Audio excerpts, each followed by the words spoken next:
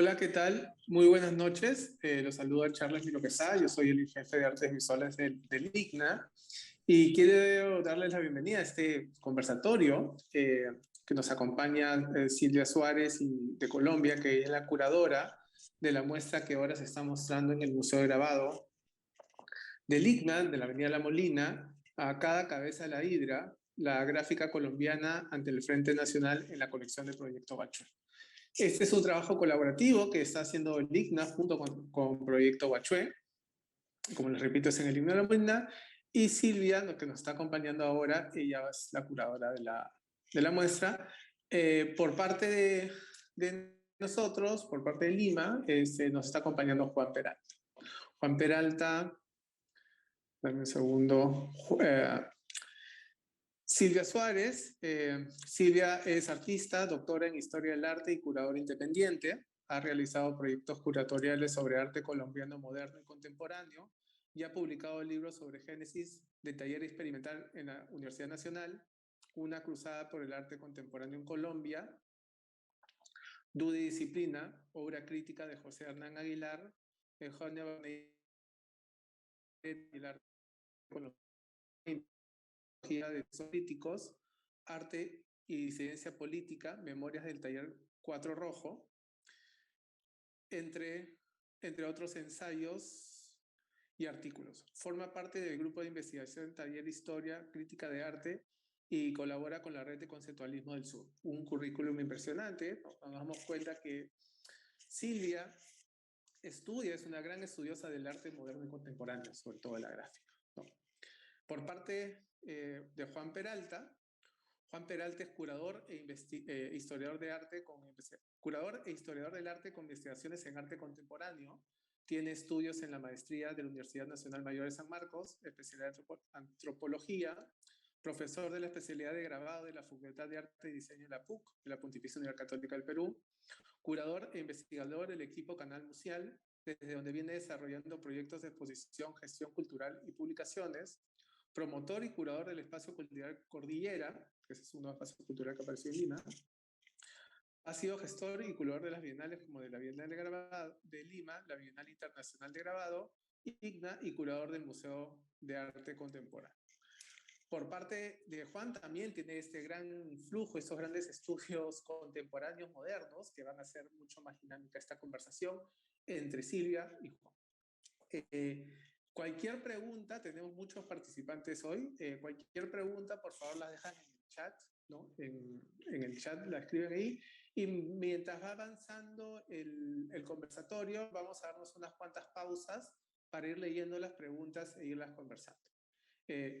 Quiero agradecer muchísimo también a José María Gutiérrez, que hoy día también nos está acompañando.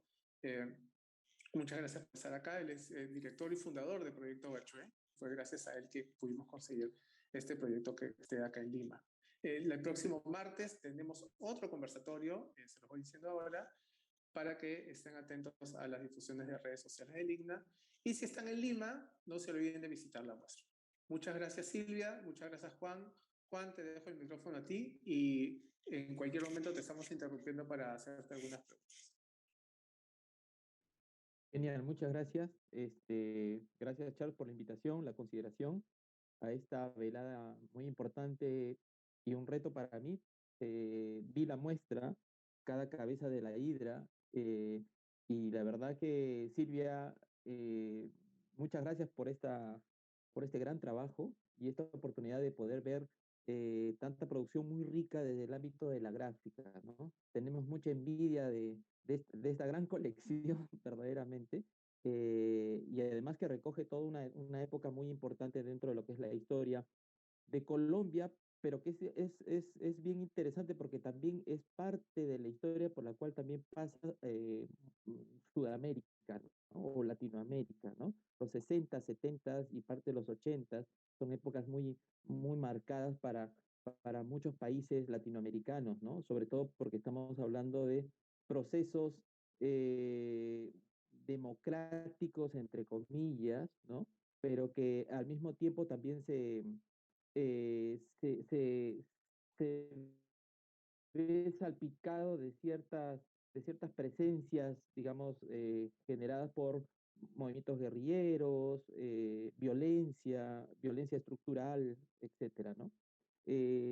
Silvia, bienvenida y un honor a poder acompañarte esta noche. Gracias, Juan. Muchísimas gracias. El honor es mío de estar acá y pues de haber tenido la oportunidad de hacer esta exposición que de verdad quiero muchísimo.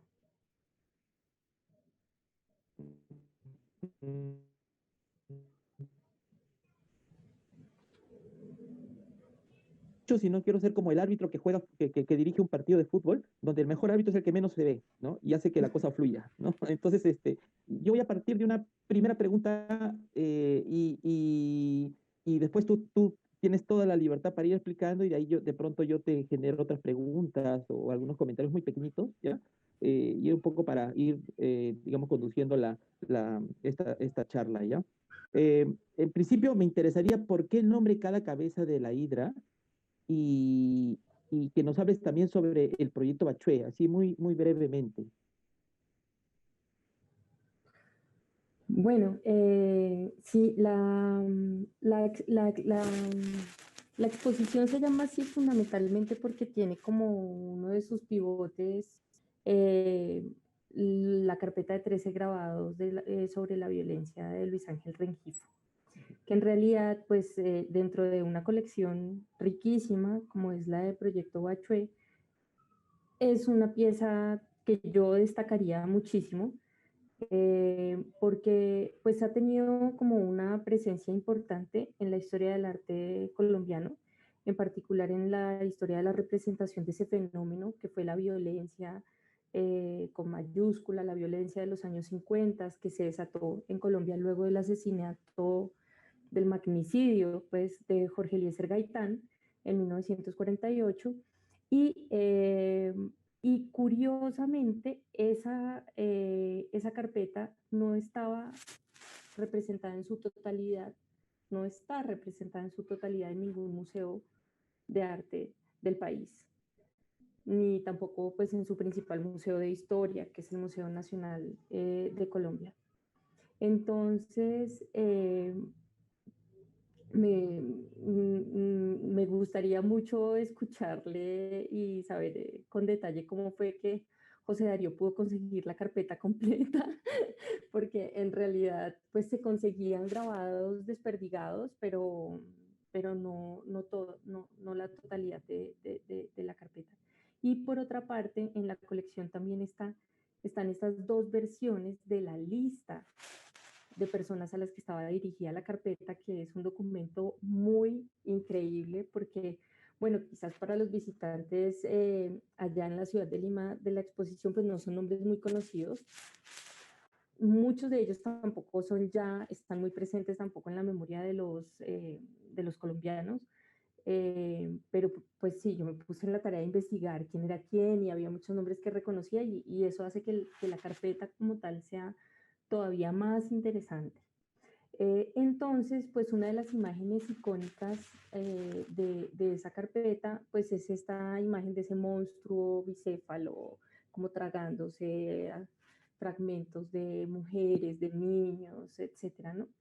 La carpeta, como pudieron ver los visitantes de la exposición, tiene registros muy diferentes, tiene imágenes que están más basadas en fotografías, como las que están recogidas en el dispositivo que llevaron de Leonel Castañeda en la caja negra. Y hay otras que son más como de la imaginación del artista, de la traducción que él hace sobre ese fenómeno y pues esta representación de la violencia como un monstruo, ¿no? Que podría ser, digamos, una hidra, me pareció muy sugerente, se me metió en la cabeza desde que me dijeron pues que había esta posibilidad de hacer esta exposición a la cual además yo pues tenía mucho deseo de hacerla hace muchísimo tiempo. Había tenido la oportunidad de conocer la colección de gráfica de Proyecto Bachué en el pasado y pues ya sabía que es una colección absolutamente pues deliciosa, para trabajar con ella. Bueno, y entonces también me gustó mucho esa imagen, no, de cada cabeza de la hidra, porque pues como sabemos, la, se supone que este monstruo pues mitológico, cada vez que pierde una cabeza, regenera, saca dos cabezas nuevas, y me pareció muy sugerente sobre también lo que ha sido la historia de la violencia y el conflicto armado en Colombia. Y por esa razón, como que opté por ese título. Para hablar un poco del cambio de actitud que hubo en el tránsito de los años 60 a los años 70, en el que se deja de hacer esa representación, quizás de todas formas un poco ingenua, de la violencia como a través de un monstruo, ¿no? Como que no tiene unos actores muy concretos que la están provocando, como que eh, por una actitud muchísimo más crítica, polemizante, analítica, que viene de la mano pues también con el desarrollo de las ciencias sociales en Colombia y en toda América Latina, y que justamente como que pone, me imaginaba yo a los artistas de las generaciones posteriores como poniendo la cabeza de la hidra y cortándole cabezas y viendo cómo aparecen dos cabezas nuevas y dos cabezas nuevas.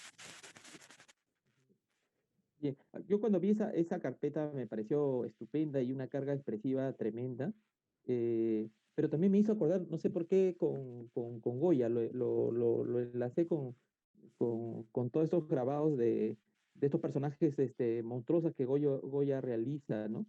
Y casi un Claro. poquito de una manera similar, digamos, hablando sobre la violencia, ¿no? De ese de su momento, ¿no? ¿No? Sí, sí, Mm, además, indudablemente esos grabados de Goya pues son un referente clarísimo para esta generación de artistas, ujú. sin duda.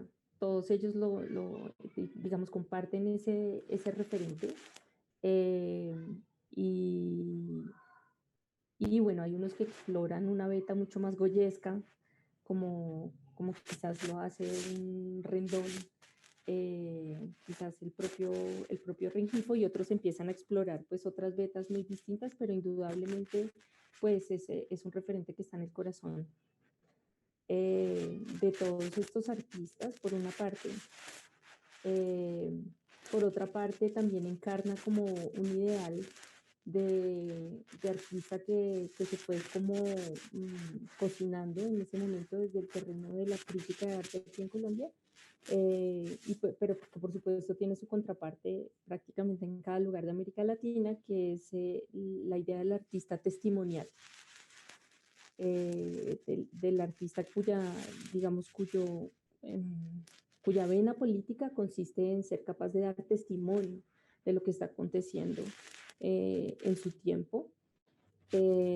Aquí, digamos, en Colombia es Jorge Salamea quien elabora de una manera más clara ese ideal del artista eh, testimonial, pero por otra parte, ustedes pudieron ver que muchos de los grabados que están incluidos en la muestra se llaman testimonio.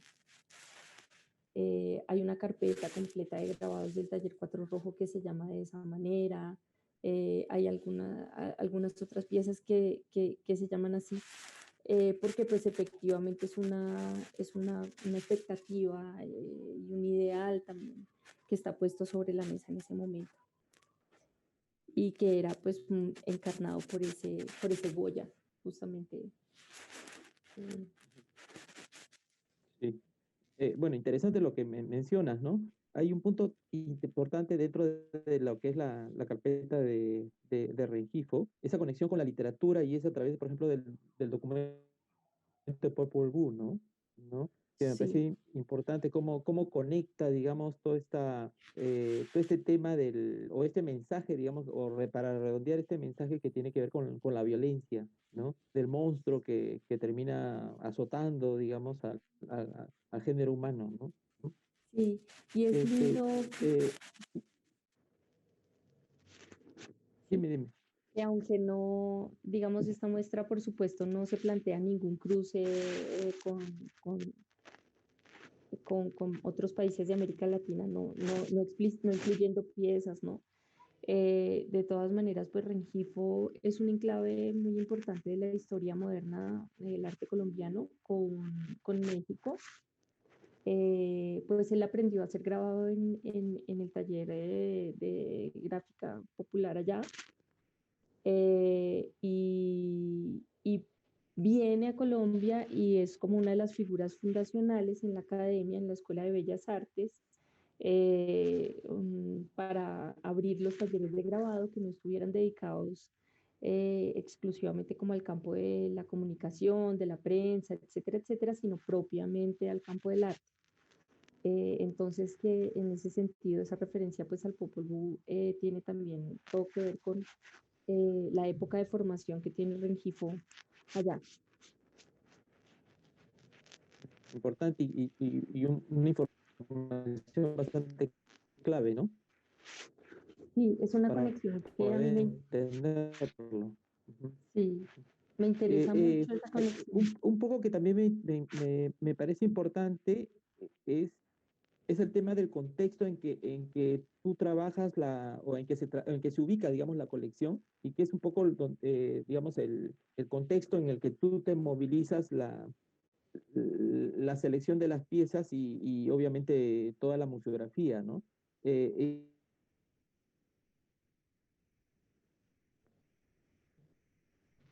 Ay, espera, no estoy oyendo.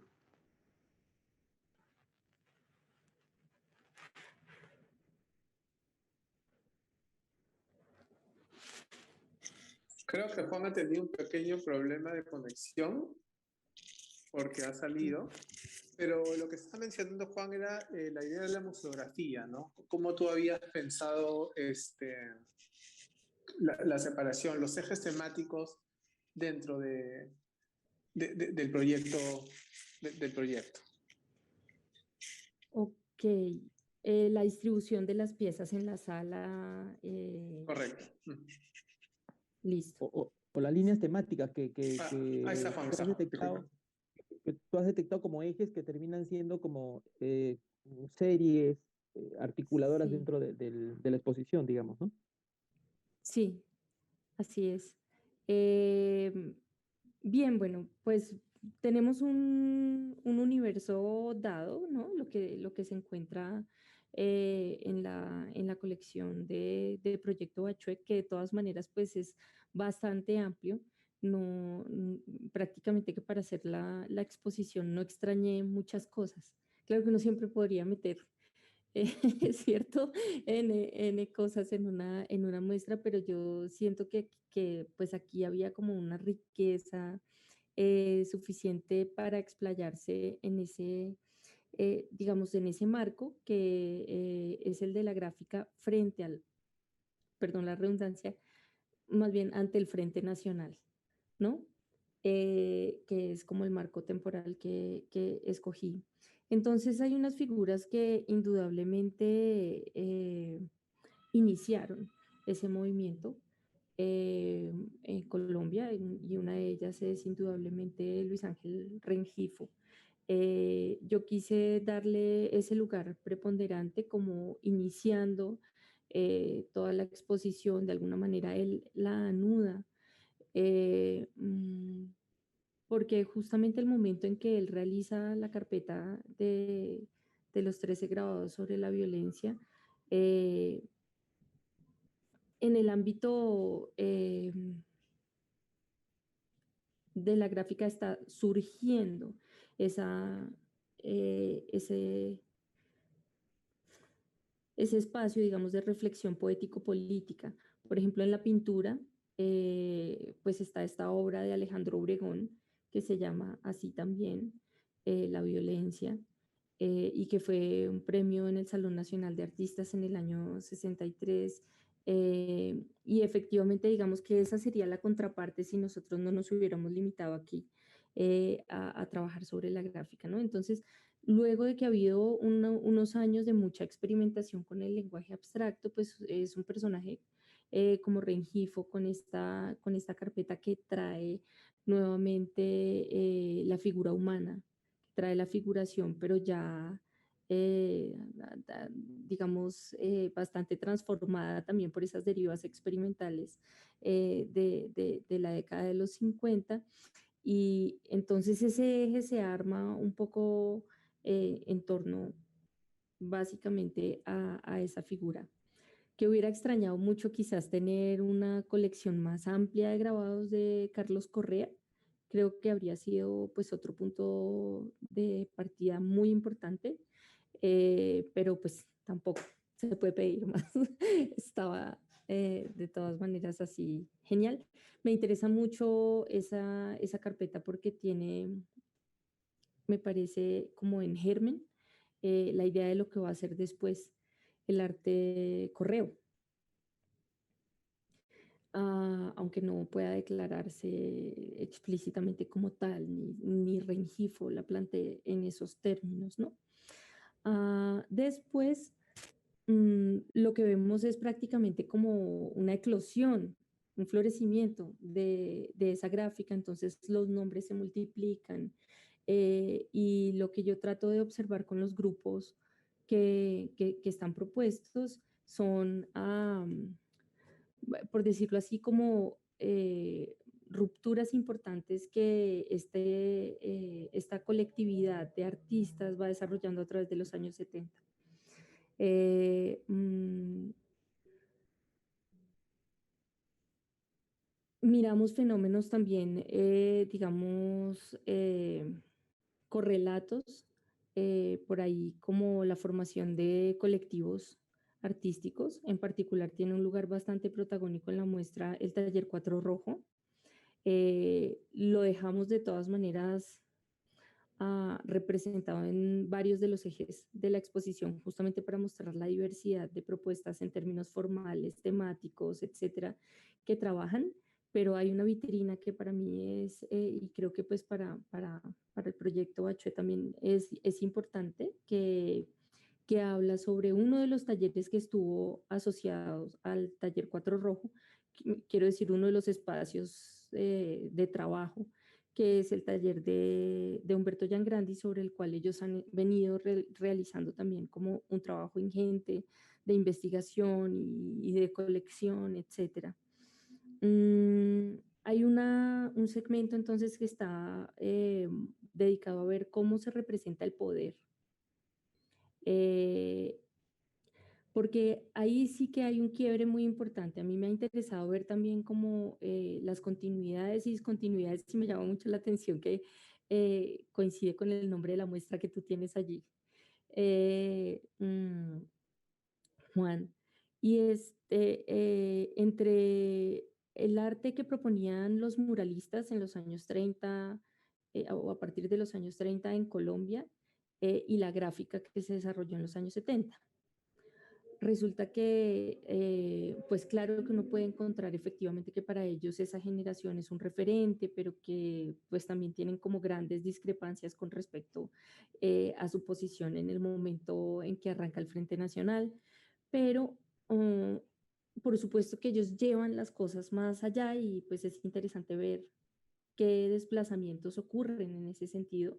Y uno que creo que es muy importante es justamente que el poder, el ejercicio del poder, deja de reificarse, como si está reificado en la obra de los muralistas en los años 30 y 40, en donde la imagen, digamos, la pintura histórica, por ejemplo, es crítica, indudablemente, toma partido, en el caso de Colombia en particular, por las corrientes liberales más radicales, eh, mm, pero naturaliza completamente como esas figuras de poder a los grandes presidentes liberales, por ejemplo, del siglo XIX, a las figuras militares, los muestra como los buenazos, ¿no? Como héroes, ¿no? En cambio, aquí en estas obras de los años 70, en obras como las del Taller Cuatro Rojo, como las de Pedro Alcántara, como las del propio Rendón, lo que nosotros encontramos es que hay una mirada muy crítica sobre el propio ejercicio del poder. no es solo cuestión de quién lo detenta, ¿no? Ellos empiezan, digamos, a hacer una denuncia muy fuerte sobre la connivencia eh, dentro de un mal ejercicio del poder, dentro de un autoritarismo de iglesia, Estado y fuerzas militares, por ejemplo. Ellos empiezan a acusar figuras concretas, es a Lleras, al presidente Carlos Lleras, a quien están poniendo, digamos, sobre la mesa. Entonces, hay un eje que está dedicado a eso.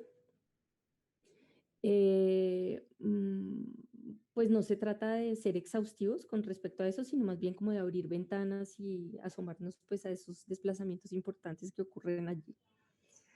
Hay otro eje que está dedicado como a las subjetividades emergentes, como hay una transformación sobre el eros, ¿no? Eh, totalmente radical en esos años, a pesar de que era muy difícil. Por ejemplo, en la muestra hay alguna selección de gráfica de grabados homoeróticos en un momento en que, de hecho, en Colombia todavía era delito. Estaba penalizado, digamos, ser homosexual, por ejemplo. Entonces son pasos muy importantes que dan estos artistas, pero se delata también una transformación en la representación de la figura femenina. La figura femenina sigue estando allí, pero no de la misma manera, por supuesto. Y creo que cuando uno recorre la exposición, yo misma no lo pude hacer personalmente, no paro de arrepentirme, pero en mi cabeza sí la he recorrido muchas veces. Eh, mm, esa representación de la figura humana bajo la violencia, digamos, de los cuerpos, transforma también como la mirada erótica sobre el cuerpo. Y eso es algo que podemos ver como muy claramente en ese eje. Continúo. Hay otro que explora como esas relaciones con la gráfica popular, eh, con el mundo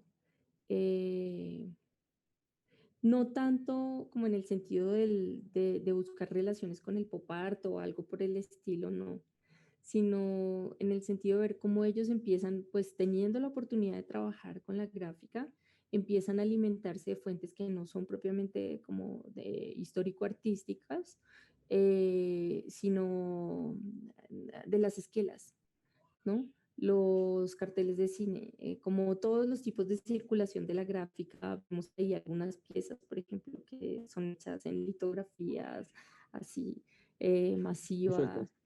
sí, Sí, hojitas, pues hojitas. Y también, por supuesto, como que viene por ese lado una relación o un input del diseño gráfico, pero por supuesto tomando como una posición bastante crítica con respecto pues al, al ejercicio como tal del diseño gráfico, ¿no? Entonces vienen los apropiacionismos, viene el Colombia Coca-Cola de ujú, Antonio Caro, por ejemplo, pues que es por supuesto como claro, pues. bastante prominente ahí dentro de ese sector de la muestra. Y también hay un sector que está dedicado como a la mirada sobre otros héroes, ¿no? Empiezan a recuperarse figuras femeninas, eh, indígenas. Por supuesto, este sí era un elemento que había sido muy fuerte desde que, que pues, se desarrollan los americanismos a comienzos del siglo XX en toda América Latina. Pero pues acá tienen sus giros también. Hay una transformación en esa mirada o en esa vuelta sobre esas figuras como que empiezan a interpelar también la historia y a pedir que se construyan otros relatos. Básicamente, esa es la muestra. Hay digamos, un solo trabajo que está como muy desfasado en el tiempo, pero muy conectado con todo el espíritu de la muestra, que es el de Leonel Castañeda, ¿no? Que con su caja negra nos permite justamente ver de una manera muy especial ese referente súper importante para Rengifo, para Obregón, para Rendón, Quijano, para toda esa generación de artistas que fueron las primeras ediciones del libro de la violencia en Colombia, de Orlando Falsborda, Eduardo Umaña Luna y eh, Germán Guzmán Campos. Y en particular nos permite asomarnos pues a los registros fotográficos que hay allí, que hubo en esa publicación, en esas publicaciones originalmente, que también son piezas muy difíciles de conseguir. Digamos, esos libros han sido reeditados muchas veces, pero desde la tercera edición, eso me lo contó el propio Leonel, no volvieron a salir con las imágenes. Entonces, ese hallazgo pues también es importante y está ahí también para ofrecer contexto con respecto a esa fase inicial de la muestra. Hay algo muy, muy interesante que has mencionado con respecto a esa pieza que lo pones eh, frente a Rengifo, ¿no? Que es como, yo tuve esa lectura así como principio y fin, ¿no? Sí, Pero el fin de la muestra que sería Leonel Castañeda, que es con esta caja negra, pero que a pesar de ser video es gráfico, ¿no? Porque uno cuando se fija en las imágenes, o sea, el video es una sucesión de imágenes temporizadas, ¿no? Y que pasan de una manera muy lenta, y en la cual son registros de fotografías de cuerpos, ¿no? Mutilados, ultrajados, asesinados, bueno, muertos finalmente, ¿no? sí, Entonces, ese es empieza con Rinfo, pero finalmente empieza es de Caja Negra 2016, ¿no? Es muy actual, ¿no es cierto? sí, Entonces, sí, hay una continuidad que nos marca mucho, digamos, a esta parte del continente, que es el tema de la violencia que lastimosamente no hemos podido superar, ¿no? Ujú. sí. Y que es como una base que nos ha marcado, que nos sigue marcando y que está allí de manera latente, ¿no? Y es lo importante también, o pues uno de los elementos que yo pienso que le da relevancia a esta exposición. Increíble sería poder ver la contraparte aquí en Colombia, por ejemplo, de gráfica de Perú. Eh, mm, Infortunadamente somos hermanos en eso. Afortunadamente somos hermanos en muchas otras cosas, pero infortunadamente en esa vida, eh, digamos, de violencia eh, de muchos, de muchos órdenes, de violencia revolucionaria, violencia estructural, como tú decías, de violencia del Estado, de muchas eh, facetas de esa violencia. Ahora, la obra de La Caja Negra de Leonel, para mí, no es al mismo tiempo como el principio y el final. O sea, en realidad está ahí más como un punto de origen que un punto de llegada, porque, bueno, y tal vez es ambos, sí. Eh, O el mm, Ouroboros, sí, que está ahí. exacto, exacto, exacto. Porque lo que él hace es tomar estos libros que fueron también como la fuente de Rengifo, por ejemplo, y, pues poner las fotografías como quien pasa esas imágenes en el libro, ¿no? Él no las interviene, simplemente pues, en un gesto que no es nada sencillo, las deja ahí como flotando dentro de la caja negra, ¿no? Lo que nos propone es una experiencia quizás tan similar a la que probablemente tuvieron las personas que por primera vez vieron estas imágenes, porque, por ejemplo, en mi casa, mi familia, mi mamá me contaba que esa publicación estaba en la casa, pero estaba escondida. Y ellos tenían prohibido mirarla como niños, ¿no? Y por supuesto que uno se puede imaginar cuántos niños, chicos, jóvenes en ese momento como que se encontraron el libro y se quedaban así aterrados de ver esto porque, eh, digamos, justamente fue un momento en el que no es la guerra simplemente como la eliminación del otro, sino que se escribía con sevicia sobre los cuerpos, ¿sí? Había como un ejercicio simbólico también, como una capa de violencia simbólica sobre la violencia real y directa. Y digamos, por eso ese es un momento en el que estamos como, ah, ¿cómo sería? Amarrados los colombianos. Sí, yo creo que si alguno de ustedes que está asistiendo aquí pues ha venido a Colombia y ha preguntado por un poco de historia, siempre se llega a ese tema en algún momento. Y hay como una fijación al respecto.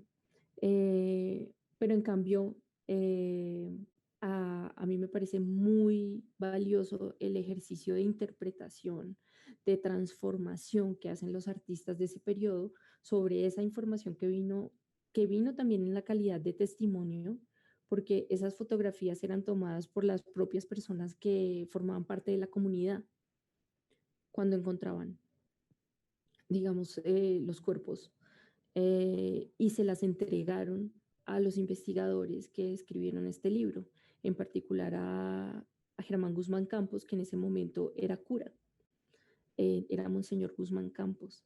Entonces, teniendo confianza en esa figura, le entregaron esas fotografías que habían empezado a tomar solo con el fin de decir, mire que esto está pasando, porque en la prensa colombiana no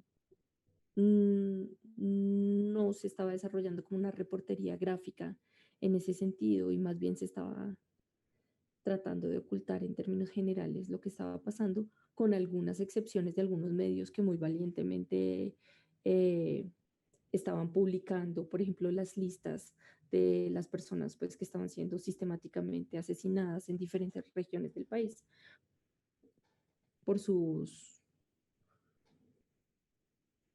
por sus posiciones políticas, religiosas también. Ahora, una curiosidad, porque cuando estaba leyendo sobre el periodo del Frente Nacional, que es dentro del fines de los 50, o sea, del 58 al 74, con un pequeño descanso, porque después regresa como al 78, más o menos, ¿no? ¿No? Hay una Eh, cosa impresionante, porque si bien el Frente Nacional controla o apacigua al país, pero también ese control que tiene que ver con una especie de coalición es una coalición, sí. o colisión, exacto, sí. Entonces, también da pautas a, digamos, digamos, a tratar de sostener una pacificación desmesurada, exagerada. Digo exagerada porque obviamente a la mala quieren mantener el control, digamos, Sí, tranquilo, aparentemente tranquilo, ¿no? Este, sí. y en ese contexto justamente aparecen movimientos referenciales para ustedes dentro de lo que es la historia, como el M-19, el ELN, que es, ¿no? El Ejército de Liberación Nacional y las FARC, pues, ¿no? Sí, es justamente en ese momento, es contemporáneo como el surgimiento del Frente Nacional, porque pues esa es, claro, es una historia larga, pero después de la violencia que se desató por el asesinato de Jorge Eliezer Gaitán, vino un gobierno de pacificación, que fue el gobierno dictatorial de Gustavo Rojas Pinilla, del general Gustavo Rojas Pinilla, que duró 3 años y que justamente se terminó con la instalación del Frente Nacional por la firma del Pacto de Sitges. Entonces, en ese pacto, lo que se establecía era, bueno, si la violencia es de liberales contra conservadores y conservadores contra liberales, lo que vamos a hacer es garantizar que hay un gobierno conservador, luego hay un gobierno liberal y que en el Senado, en la Cámara de Representantes, etcétera, va a haber equidad en la repartición de los cargos, de las curules y también de los cargos públicos en las diferentes regiones del país. Pero resulta que los únicos partidos políticos que existían en Colombia no eran esos dos. ¿Sí? Había pues un partido comunista, por ejemplo, que no, que se le había pasado la mayor parte del tiempo de todas maneras, ¿cómo se llama? Prohibido, Censurado. clandestino, sí, que tenía una existencia La clandestina, clandestinidad. Sí, sí. y que luego trataba pues de readquirir su estatuto, etcétera. Entonces, digamos que es un retorno a la democracia altamente paradójico, o sea, no podría decirse que eso es como una democracia en un sentido pleno. Y en muy buena medida las luchas que se desarrollan a lo largo del Frente Nacional tienen que ver también con eso, con la demanda de una democracia plena, y no que de todas maneras las facciones más conservadoras del liberalismo y el conservatismo se estén turnando en el poder como siguió ocurriendo a través de todos los años 80. Entonces el Frente Nacional sí se acabó a mediados de los años 70, pero yo me voy en la exposición hasta el año 81, 82, porque efectivamente hay una continuidad, aunque ya no, digamos, dentro del pacto, de, de esa, digamos, balance en el reparto del poder entre liberales y conservadores, pero sobre todo porque las prácticas, digamos, de una democracia autoritaria, restringida y bastante represiva, se van volviendo cada vez más fuertes hacia el final de los años 70 y llegan como a su apoteosis en el gobierno de Julio César Turbay Ayala en el 81. Yo creo que para muchos, si hay un momento en que el Frente Nacional se termina, porque pues hay quienes sostienen que continúa en cierto sentido a través de todos los años 80, pues habría sido con el gobierno de Turbay. Eh, entonces, sí, es una época, como tú lo mencionabas, en la que surgen como las guerrillas, muchos movimientos guerrilleros, algunos de carácter campesino, como las FARC, estaban profundamente relacionados con las guerrillas liberales de los años 50, que fueron unas especies de, o sea, hay, digamos que hay unas mezcolanzas muy curiosas en las que en cierto sentido son movimientos, entre comillas, de autodefensa, ¿sí? De gente que se arma para combatir como a una policía politizada, que era la chulavita, o le decían así, pero también empiezan a correr como ideales de la época de la Revolución Mexicana. Y entonces hay algunos de esas guerrillas que fundaban repúblicas por allá en pueblitos y como que había mucha inspiración en esa Revolución Mexicana. De hecho, hay toda una cantidad de corridos que se componían en esos años y todo. Bueno, durante el gobierno de Rojas Pinilla, durante la dictadura, se firmó un tratado de paz con esas guerrillas, pero luego los traicionaron y los mataron a sus principales líderes, como Guadalupe Salcedo y otras figuras. Y entonces son esas mismas bases de campesinos las que se arman y entran ya en una dinámica, forman una guerrilla revolucionaria como las FARC, que como ustedes saben, solo hasta hace poco se firma como un nuevo tratado de paz, un nuevo acuerdo de paz con ese grupo. Y poco a poco van apareciendo otras líneas, otros grupos guerrilleros que tienen ya no una base campesina, sino una base más urbana, como el ELN que tú mencionabas, De hecho, el M-19 surge de una disidencia en principio de las FARC, por lo menos su fundador,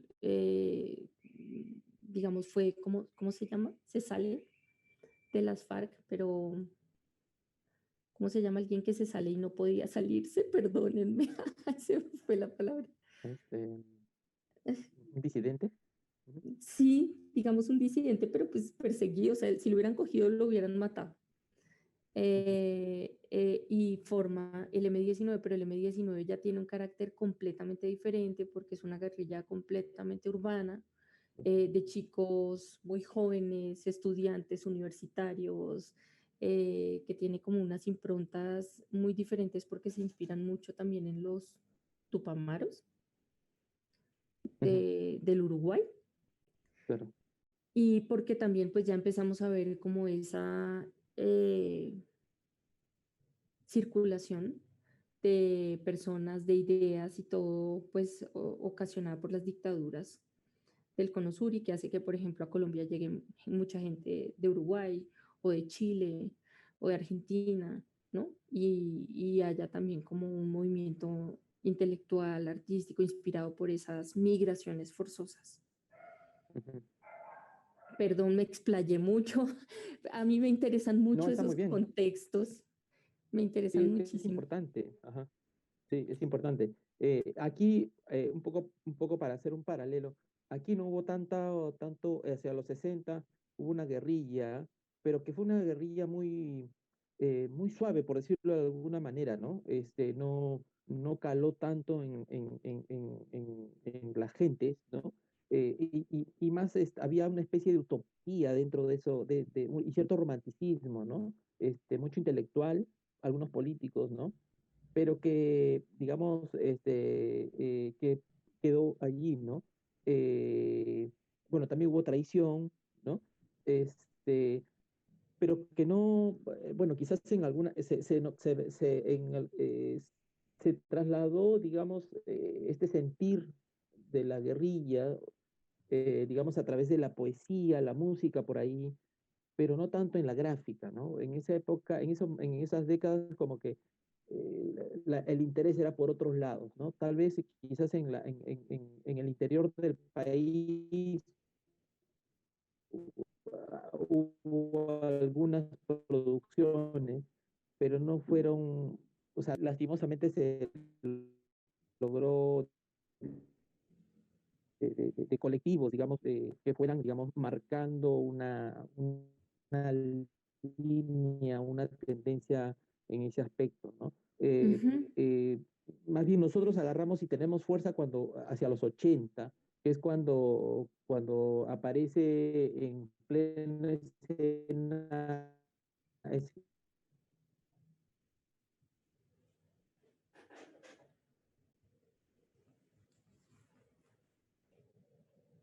Ay.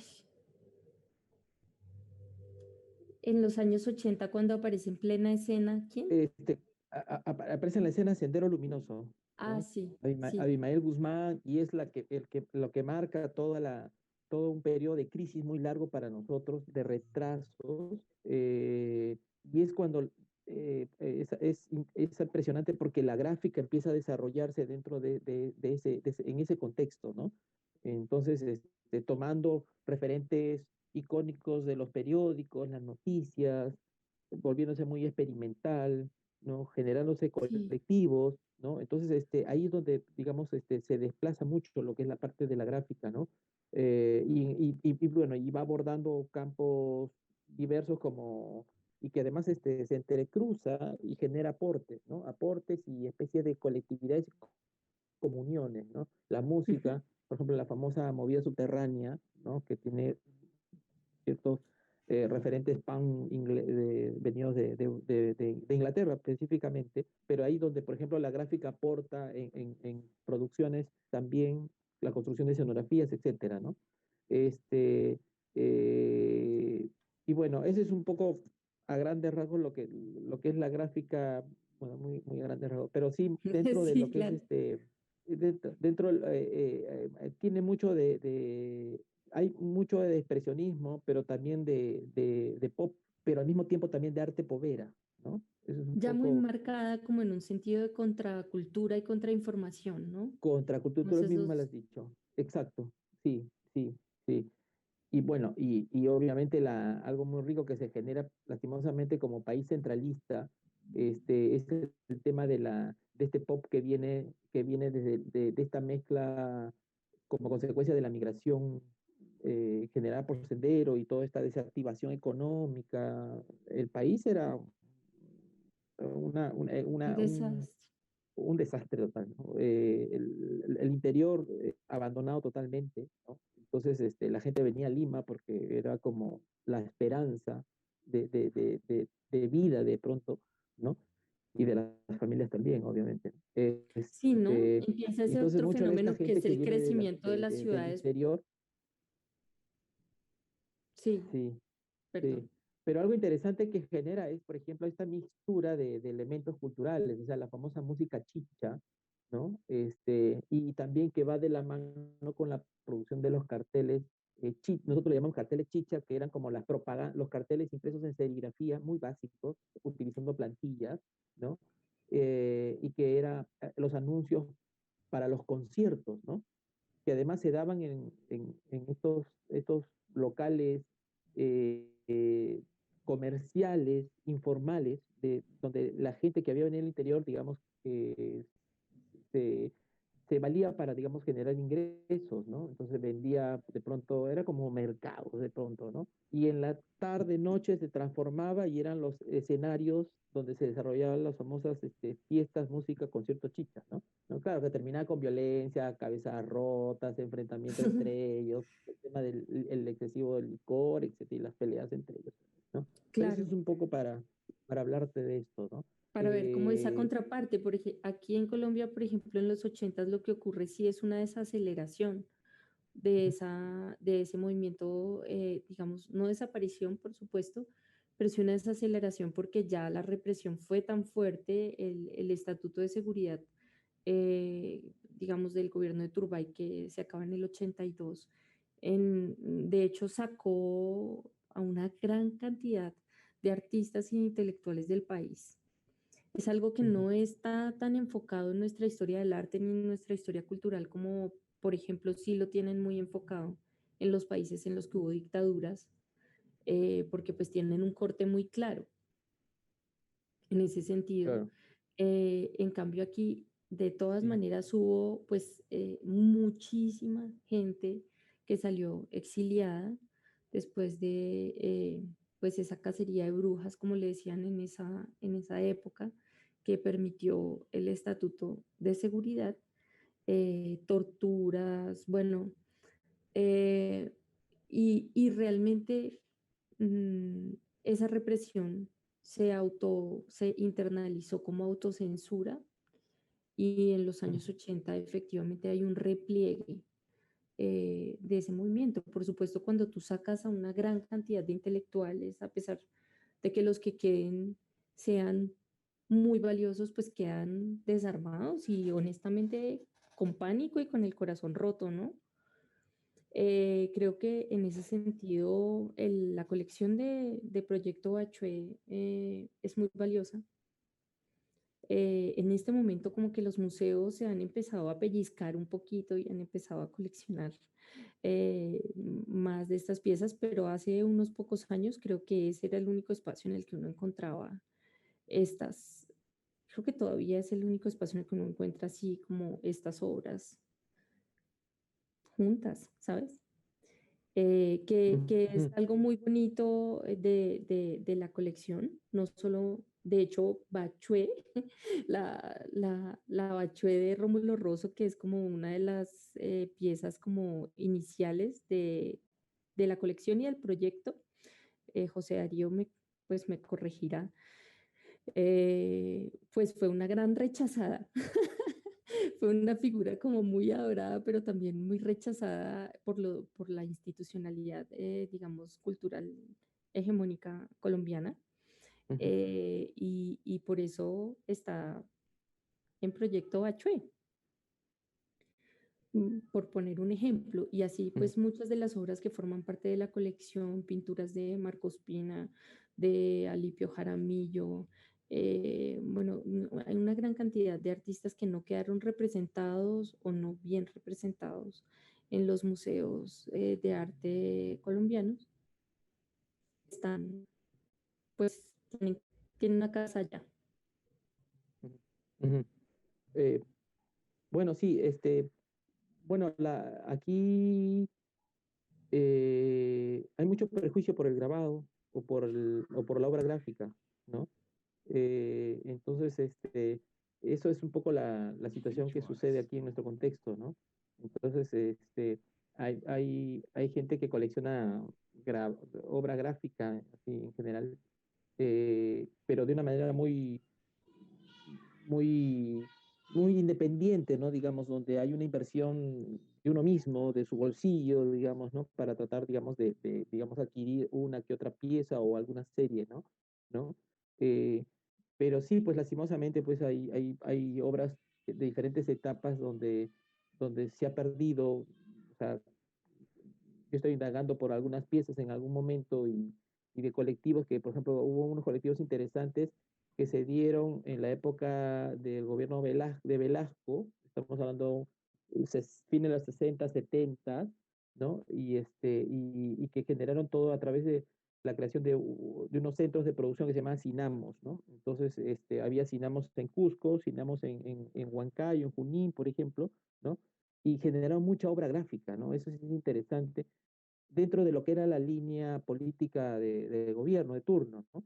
Velasco pues generó toda la reforma agraria, ahí hubo un artista reconocido actualmente, Jesús Ruiz Durán, ¿no? Que genera los famosos carteles, ¿no? Que van de la línea del mensaje de Velasco y de la política que se quería en diversos sectores, ¿no? Sobre todo de la Sí, línea agraria, etcétera, etcétera, ¿no? Que era muy educativos, de hecho, ese de paso, ¿no? Y sí, bueno, y bueno, también hay estas otras producciones que hay en el interior, pero que hay que hacer un trabajo de rastreo increíble, a ver si existe alguno por ahí. Yo he encontrado dos muy maltratados, pero,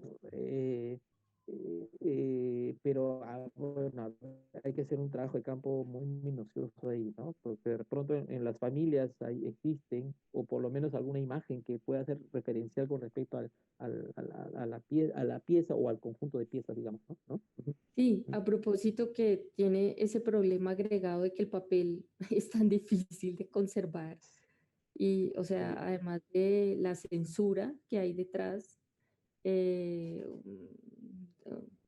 cierto champú ideológico como que trata de jugar por ahí la historia de la gráfica, también viene ese problema de que el papel se daña tan fácil. A mí me parece muy fascinante la gráfica. Eh, en Colombia en esos años, pero yo creo que es algo que se podría extrapolar a toda América Latina en realidad. Me parece muy interesante que las prácticas artísticas contemporáneas entran más fuertemente por la vía de la gráfica, justamente por su precariedad, justamente porque nadie la está tutelando tan fuertemente como quizás otros medios. Eh, mm, y empieza como a configurarse en muy buena medida desde allí. Claro que también pues hay todas estas,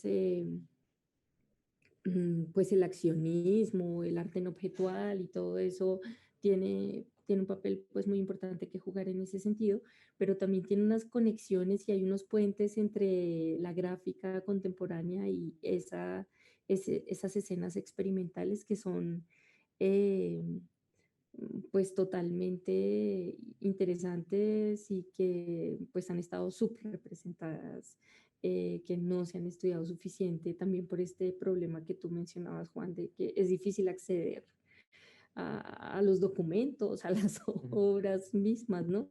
Y le toca a uno a veces como partir de cuentos, de la historia oral casi, para poder empezar a decir sí hubo algo y luego por fin encontrar una vaina, ¿no? Eh, sí, así es. De hecho,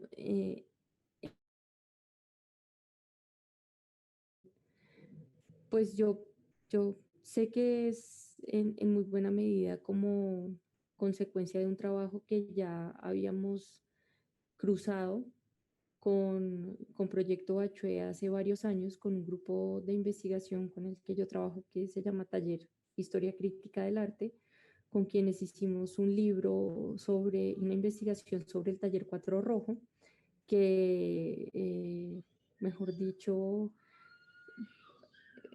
por un destino feliz, nos ayudó a publicar, nos impulsó a publicar en su momento Proyecto Bachué, y que básicamente es un libro que está como basado en un ejercicio casi que de historia oral.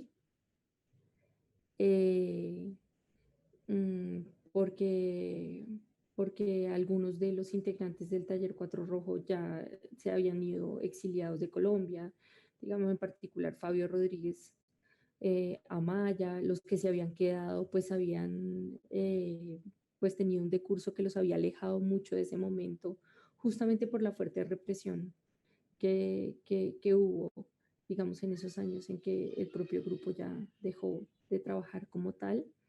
Y duramos muchos años solamente recogiendo las entrevistas, porque pues había un dolor muy grande y un ejercicio de autocensura bastante fuerte por parte de los ex integrantes del grupo y que poco a poco fueron empezando a confiar en nosotros y empezando a abrirse y pues ese libro es súper recomendadísimo, eh, porque básicamente es un documento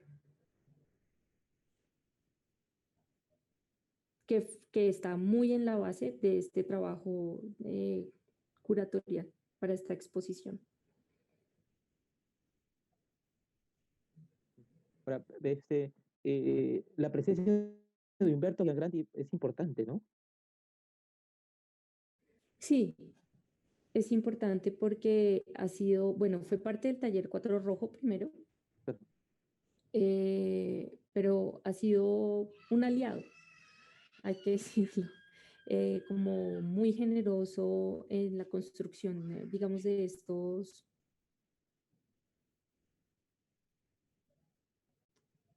referentes. Para mí personalmente ha sido pues una voz muy importante para poderme ubicar en ese mapa cultural de estos años. Muy generoso, de una madurez ya impresionante en la que él no se deja llevar como por eh, los radicalismos que los separaron en esa época, él los botó a la caneca y le dice a uno a carta abierta, yo pensaba en ese momento esto, pero luego ya me arrepentí, como que, bueno, sí. Y su taller, como se ve, digamos, en la vitrina, como, pues que está dedicada en particular a ese capítulo, eh, fue un epicentro, no solo del taller Cuatro Rojos, sino en general de la movida de la gráfica en Colombia en esos años. Entonces, por eso tiene como un lugar preponderante en la muestra y por supuesto porque también está bien representado en la colección. Claro que podríamos haber tenido como otras figuras así luminosas, pero pues hay que trabajar también pues con el carácter de la colección. Y una pregunta, eh, eh, los artistas que forman parte del proyecto, ¿todos vienen de diferentes lugares de Colombia? Medellín, Bogotá, Cali, de Sí, pronto. Sí, sí, sí, sí. Bueno, Humberto, por ejemplo, es italiano. ujú, claro. El más colombiano artista italiano que hay, porque pues llegó desde los años 60 y pues sí tiene muchas cosas pues de la idiosincrasia de acá, pero sí, Rengifo,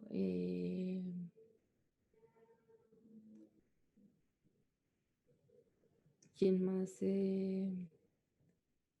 Beatriz Jaramillo es paisa. Rengifo es paisa también.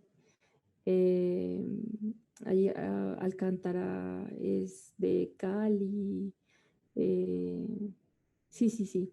Vienen de todas partes de Colombia, pero estuvieron activos. mm, Algunos estuvieron activos muy fuertemente en Cali, como es el caso de Alcántara. Ah, pero pues indudablemente en ese momento, digamos que Bogotá todavía tenía un lugar bastante central que jugar, pero en cuanto a la gráfica, el centro artístico de Colombia era Cali, porque allá se desarrollaron pues las Bienales Panamericanas de Artes Gráficas, y a pesar de que estos artistas no estaban instalados allá, en muy buena medida su reflexión, su obra se vio representada efectivamente en el Museo de Arte Moderno La Tertulia, allá en Cali. Pues Cali fue como la punta de lanza de la gráfica experimental en Colombia en los años 70. Sí, pero los artistas sí de todas partes. Y Medellín, por otra parte, tenía las Bienales Coltejer. Si tienen Claro, alguna muy otra importante. ocasión, sí. José Darío tiene historias muy, muy Mm, curiosas en ese sentido, muy interesantes. ah, En parte su curiosidad por el arte se formó en esos eventos, siendo un niño, por supuesto. Y ujú. entonces Medellín también digamos que fue un epicentro importante por la realización de las bienales. Y Bogotá porque tenía de todas formas una institucionalidad un poco más fuerte, más academias de arte, el museo ya estaba, tenía su sede, bueno, Cali también. Claro, sí. Este, bueno, no sé, si hay alguna inquietud, alguna pregunta de parte del público. A ver, voy a ver el chat, nadie se ha comentado, no sé si quieren lanzar alguna inquietud. Le habíamos invitado para que por favor lo hagan a través del chat, para que sea de una manera más ordenada. Mm, em, ¿Y cuánto tiempo te tomó el proyecto? Eso yo diría que es relativo. Ya. Es relativo porque yo, digamos, vengo trabajando en esto mucho tiempo por mi parte. He colaborado también en muchas ocasiones con Proyecto Bachué. Han sido aliados importantes para mí. Entonces también lo veníamos trabajando. Casi que fue un trabajo en equipo, en un equipo que ya se conoce de alguna manera. Eh, y de verdad esta exposición para mí es como una fiesta. ¿Sí? Como que ya la parte de trabajarla duro había pasado y es como hay una oportunidad de mostrar ese trabajo con una colección increíble y pues qué delicia. Realmente me lo he gozado mucho, pero pues lo estuvimos trabajando. La que no se lo ha gozado tanto es María, que se está riendo porque María pues es como eh, mi mano derecha ahí. eh, o yo soy la mano derecha o la mano izquierda de María. Y bueno, ella la ha empujado muchísimo, por supuesto, en términos de tiempos, producción. Me ha dado mucha holgura, me ha dado como todos los medios para desarrollar como la exposición así, como la queríamos Ujú. y en parte, en parte también es de ella. Sí, y que estuvimos trabajando en ella casi un año. Ujú. Sí, Pero de hecho ya tú conocías las piezas ah, antes, más antes al año, ¿no? la mayoría, Ujú, la mayoría ujú, sí, ujú, ujú, ujú. Bueno, pero no, no porque estuvieran en la colección, sino porque son piezas de verdad muy importantes en la historia de la gráfica en Colombia. que infortunadamente igual uno no las podía ver en Claro. persona.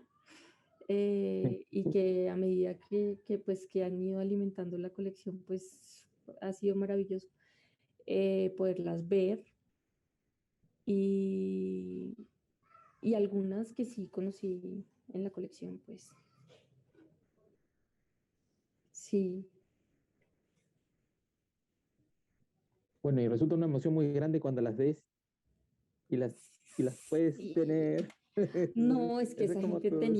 esa gente tenía un nivel muy loco, muy loco. Y Sí, si ustedes vieran, en realidad también lo que hacían, por ejemplo, en dibujo, que es mucho más difícil pues de encontrar y de conseguir y todo, pero son unas generaciones, son unas 3 generaciones de artistas tremendas, o sea, tremendas, de verdad, como yo les preguntaba, por ejemplo, a Miguel Ángel Rojas, le preguntaba alguna vez haciéndole una entrevista, que tiene ahí 2 grabados, eh, de los dibujos, pero ¿de dónde sacaron esta vaina? Y me decían, no, es que sí, nos gustaba mucho competir entre nosotros, o sea, nos poníamos la vara alta y realmente, uy, hay sí, unas cosas de dibujo muy increíbles, muy increíbles. Aquí pues nos quedamos como con la gráfica en un sentido más clásico, por decirlo así, pero, pero sí es chévere ver, ¿no? Esas silografías de Quijano, se imaginan para poner todas esas capas de color, es una claro. locura, es una locura. Era gente muy, muy buena. Sí.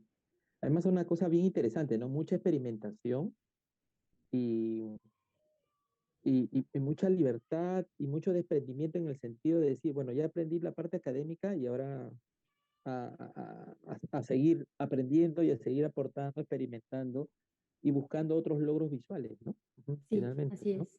Ujú. Y Y es eso es muy un poco lo chévere. que sentí con la presencia de Humberto a través del taller Cuatro Rojo, por ejemplo, ¿no?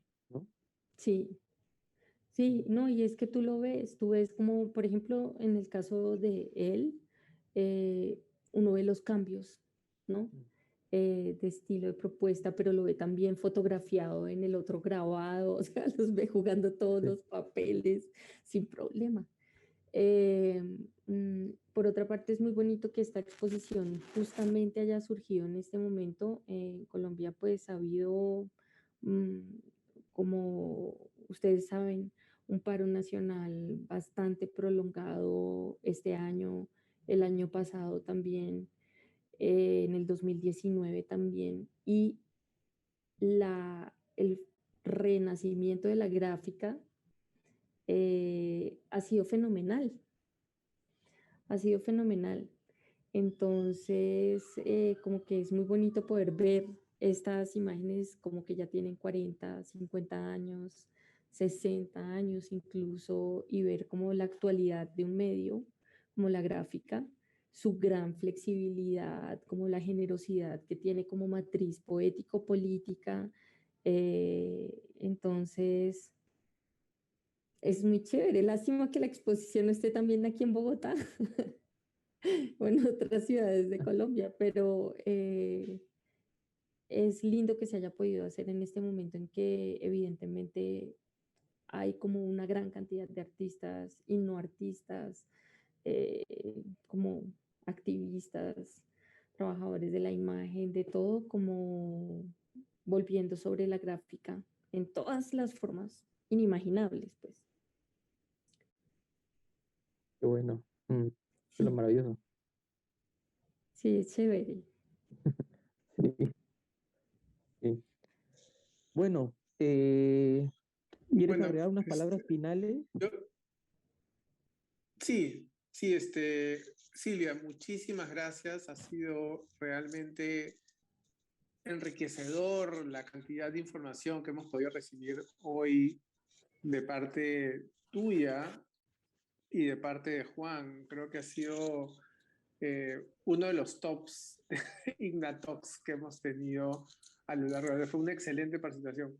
Muchísimas gracias, Silvia. Gracias. Una pena que no nos pudiste acompañar acá en Lima. Todavía te podemos esperar. La muestra todavía va hasta diciembre. Ojalá, perdón, ojalá con las posibilidades de extenderla tal vez un poco más a la entrada de enero. Hay una publicación, los textos ya los estamos trabajando, va a haber un libro de esta publicación que también vamos a hacer una talks para la presentación, probablemente a finales de noviembre o entrado ya diciembre. Y el próximo martes tenemos otro Ignatox también están confirmados Augusto Falconi y Mijael Mitrovich, ¿no? Para que nos van a acompañar, o sea que nos vemos el próximo martes. Sigan nuestras redes sociales y el Museo de Grabado está abierto de martes a sábado de 10 a 6. O sea que muchísimas gracias, Silvia, de verdad que sí ha sido un éxito. Juan, como siempre, lo máximo. Y muchas gracias a todos y a todas por participar. Nos vemos el próximo martes. Gracias. Gracias, Suerte. gracias. Mucho gusto y abrazos a todos ustedes. Muchísimas gracias por su generosidad. Bye. Chao, Juan, mucho gusto. Gracias a todos. ¿Salimos? Salir, sí. Gracias.